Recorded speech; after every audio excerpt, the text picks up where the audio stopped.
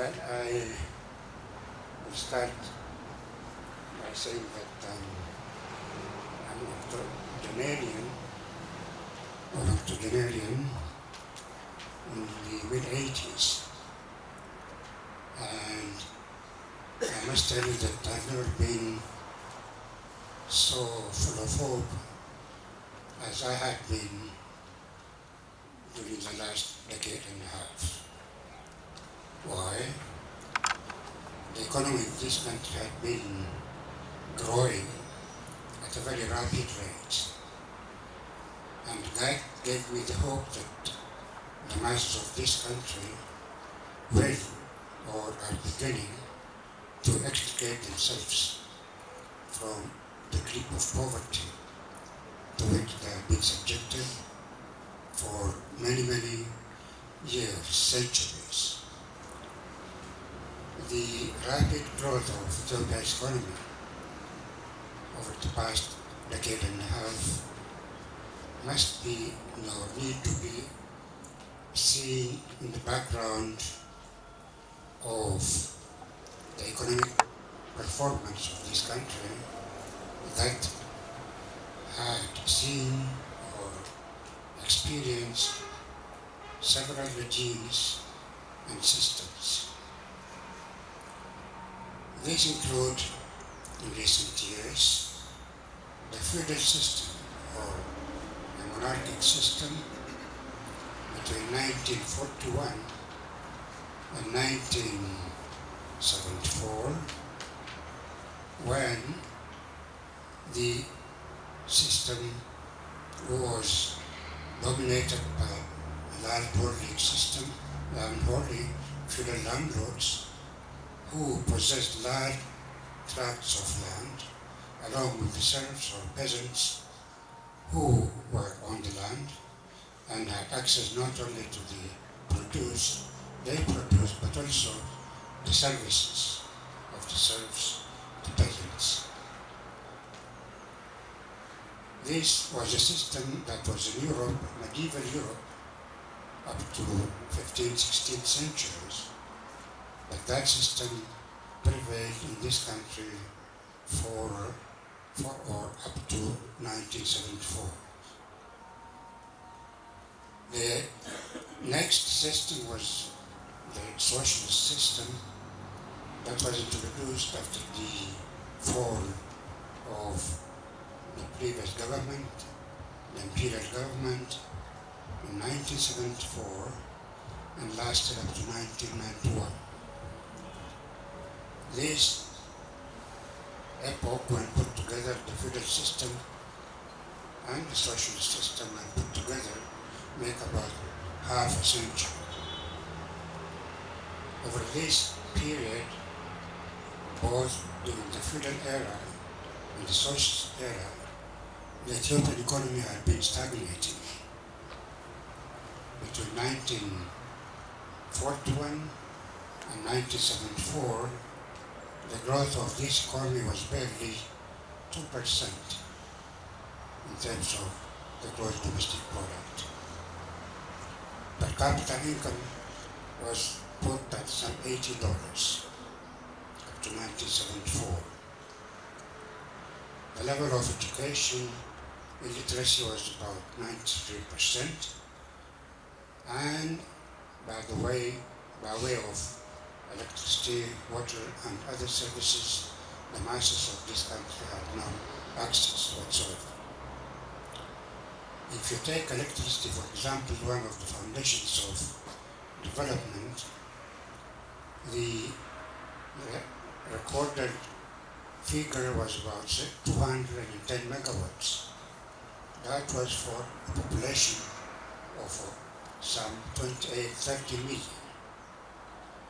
That amount of electricity was barely sufficient to run a handful of factories, much less a population of 28 or 30 million.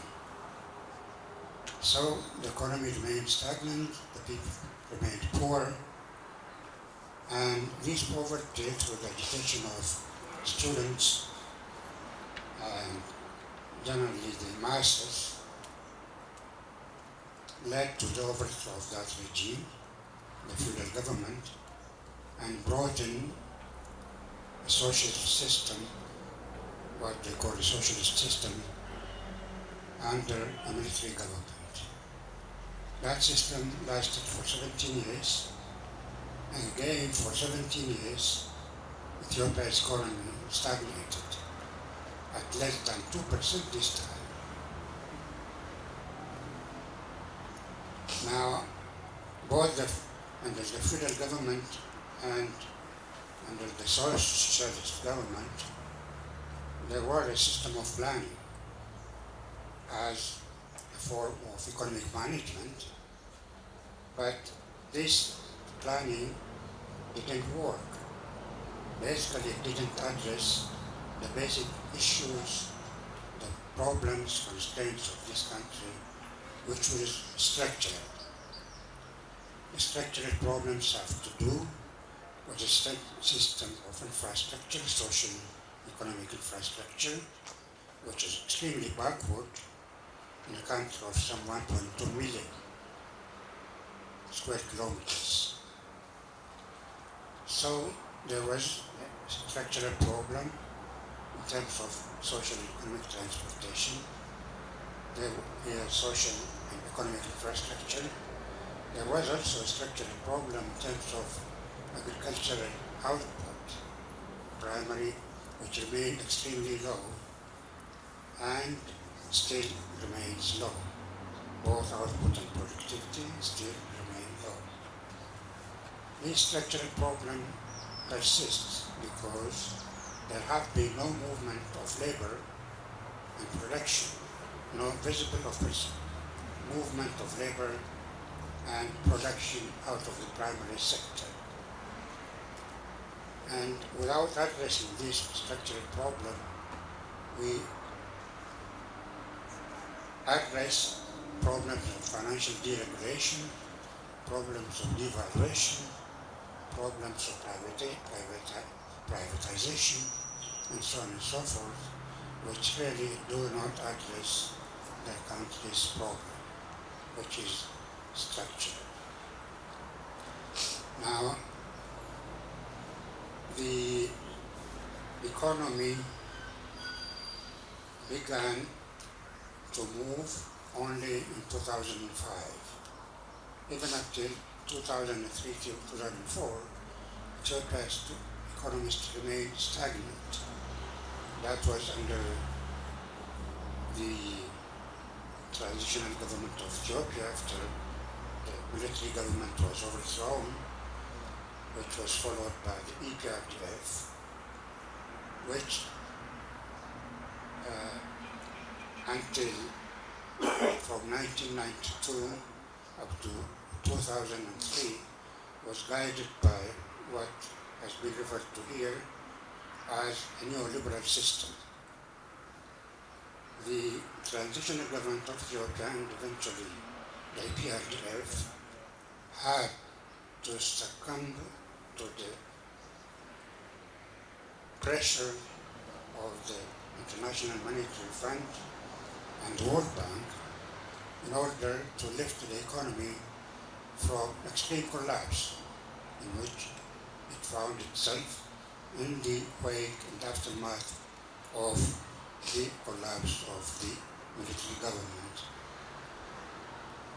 This pressure started with devaluation, which is one of the pillars of policy conditionalities of the IMF and the World Bank. We recall the bill which resisted this pressure both under the feudal and the socialist regimes had to be devalued this time because of the dire economic situation in which the government found itself. It was devalued by 142% from 2.07 to the US dollar to 5 per to the US dollar. This is 142%. Now, this was the beginning of the structural adjustment program. devaluation eventually resulted in obtaining the badly needed foreign exchange in order to jumpstart or resuscitate the manufacturing industry. I remember after the devaluation, the World Bank and other multilateral institutions provided this country with what they called Economic Recovery and Reconstruction Program, which amounted to some $660 million, which at the time was extremely useful, because without that, the economy would not move, manufacturing industry would not start, unemployment, including nearly 500,000 soldiers, armed soldiers, returning from the war front, were out, and also a large number of displaced people were all over. So that alleviated the problem, and the transitional government, eventually the PRDF, obtained some more time to just put the economy on track. Now, the economy nevertheless continued to stagnate, and the growth rate between 1992 and 2003-2004 was put at a mere 1.3%. GDP stagnated. So we have the whole 60 years, about 60 years, when Ethiopia's economy stagnated, began to lift itself only in 2004 with the introduction of the public-led development, state-led development, referred to as the developmental state. That system's architect was Meles Zenawi. Having visited countries in the Far East, including China, he felt that the only way out of that quagmire of poverty was to introduce the developmental state as a means of stimulating the mass of the Ethiopian people from extreme poverty. So it worked. It worked, and there was a tremendous transformation between 2004-05 and 2017-18.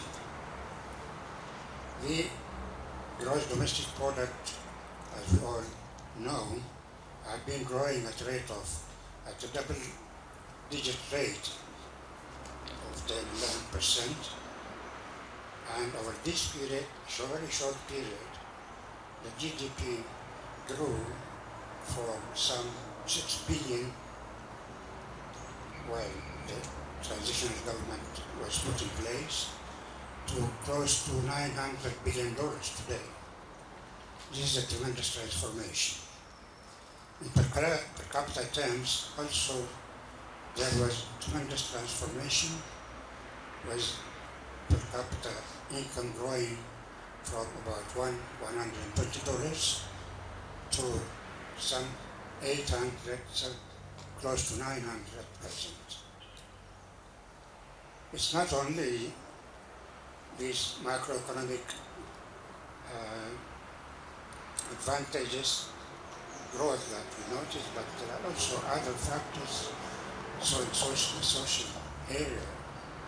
For example, power, which is basic for the production, for manufacturing industry, for growth in general, was a mere 210 megawatts during the feudal era, and grew only to 360 megawatts during the socialist era, the last years of the socialist regime, after a hydropower scheme called Merkawakal. There was 150 megawatts were added to the previous system. Today, in just a matter of 14, 15 years, the power system has grown in terms of megawatts to 4,300 and is expected to more than double when the Renaissance Dam that's under construction will be completed in a couple of years. In all areas, in road construction, for example, road during the Derg or military era, the road system was depleted to some 16,000 kilometers for a country of 1.2 million people, square kilometers, and 52 million people at the time. Now, the road network has grown to close to 130,000 kilometers. So both in terms of power, in terms of road network, dams, this country has been transformed in a short span of 15 years. And all this because of the development trajectory, development paradigm, which shifted from all previous systems to developmental state. So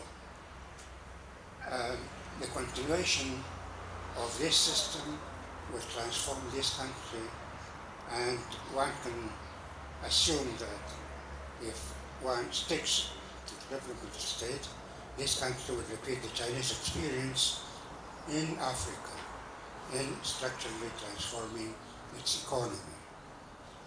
But unfortunately, there are pressures from all over, and this strategy or this paradigm is being challenged or beginning to be challenged since the change of government beginning April of 2018. Because of this change of government and the push by neoliberal institutions to return to a neoliberal paradigm, the rate of growth of the economy was already beginning to show signs of deterioration. In contrast to several years, or to 15 years of double-digit growth, not only double-digit growth but also broad-based growth, the economy in 2018 showed a sign of decline to 7.7% from about 11% the previous year, and average in the previous years. This shows that unemployment of the youth, which already is high, is going to be exacerbated by the decline in economic activities, particularly construction, which constitutes about 70% of the GDP in the industrial manufacturing industry. But it's not only the decline in GDP, but devaluation also has become a norm, and this is another pillar of the neoliberal institutions being imposed upon developing countries in general, which has not worked in the past decades in Africa in particular. Now, the problem of privatization of state-owned enterprises is similar to the problem of devaluation. Because of these countries' economic problems have not been resolved with devaluation. Several devaluation activities have been undertaken since 1992, the second from about 11 birr to 16 birr by some 17% in 2010, and more recently about 15% from 2017, and more recently another series of devaluation has been set in motion. This goes parallel with privatization of public enterprises, which will provide no solutions to structural problems of this country, but only aggravate the economic problems of the country. So, not my view, but the view of my colleague who's been writing against privatization of public enterprises, and my view is that it brings more harm than good to this country. Public enterprises constitute the backbone of this economy. If you take Ethiopian Airlines, the revenue that this country gets from that sector is enormous. The profit that generates every year is about between 8 and 10 billion per almost all of this foreign exchange. If you take telecommunications, this year, half year, telecommunications was said to have earned a profit of some 22 billion. By the end of the year, that profit is expected to climb to some 45 billion, about $150 million at the current rate of exchange.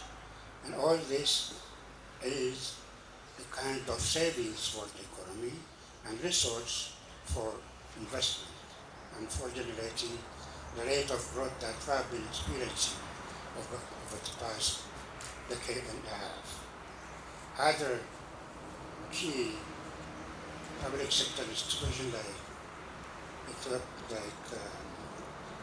Ethiopian Power Utility, there also the amount of profit that the government, the country gets is enormous, about 7 billion in terms of revenue every year, expected to grow several times when the new tariff structure is in place.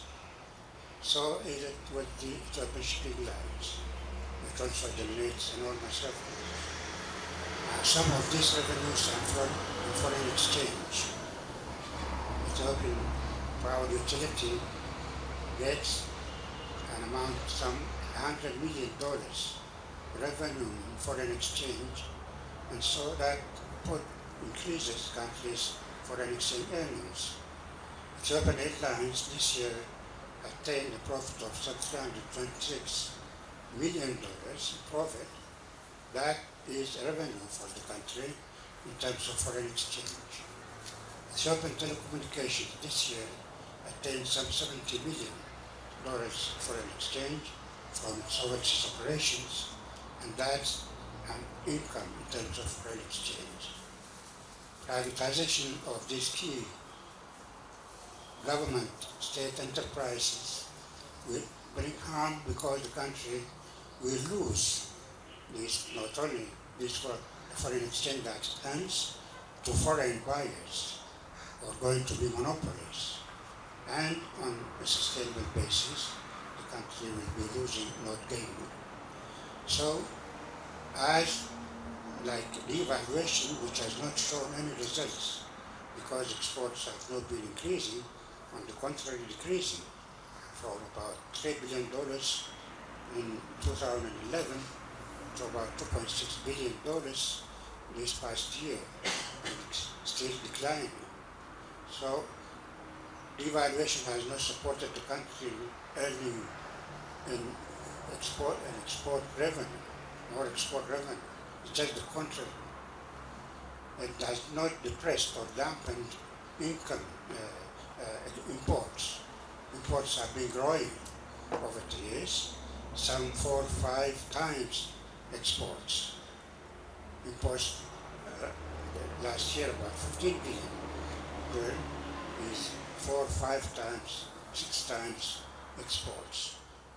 If that's something to go by, privatization of public enterprises will result in similar results. We will not attain the results that we are supposed to attain. The contrary will be the opposite. And our stand, and the stand of my colleague here is for the government to pay heed to our voices and reverse this idea of disposing of public state-owned enterprises which have been built up through the toil and effort of the mass of this country. No government or party or individual should have the right to sell them off. They have the property to do it, and they should stay that way. This is our view, and I thank you.